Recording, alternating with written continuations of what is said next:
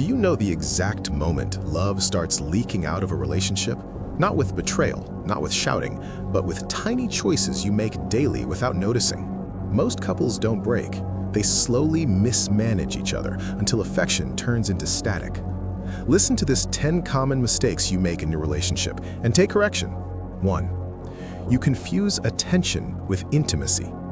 You talk every day, text every hour, and still feel unseen. That is not closeness, that is noise. Real intimacy happens when someone understands your inner weather, not just your schedule, moods, and surface reactions. 2. You argue to win, not to understand. You enter conversations like a courtroom, collecting evidence, sharpening points, and preparing to dominate. But every win trains your partner to emotionally retreat.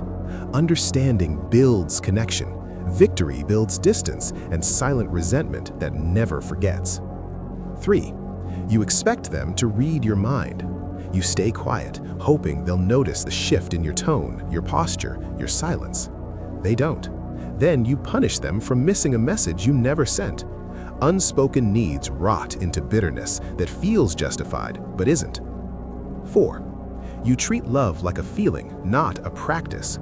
You rely on emotion instead of discipline, but feelings fluctuate like blood sugar. Love survives on repeated behaviors, care, restraint, effort. Without structure, affection dissolves into comfort, then into boredom, then into emotional absence. 5. You use withdrawal as control. You go cold when hurt. You disappear instead of addressing the wound. It feels powerful, but it's cowardly. Silence doesn't heal anything. It trains your partner to walk on glass and eventually stop trying to reach you. 6. You make them your emotional oxygen. You expect one person to regulate your mood, your identity, and your peace. That is too much weight for any human spine.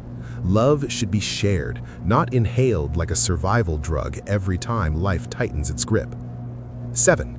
You ignore small disrespects. You laugh off things that sting. You normalize micro-dismissals. Tone, eye rolls, jokes with hidden teeth. Those tiny cuts don't bleed, but they scar your nervous system and change how safe love feels in your body. 8. You communicate through emotion, not clarity. You speak from tension instead of intention. Your words carry heat, not direction. So your partner hears attack, not need. Clear language builds bridges. Emotional language builds walls that feel honest but trap both people inside. 9. You stop being interesting to yourself.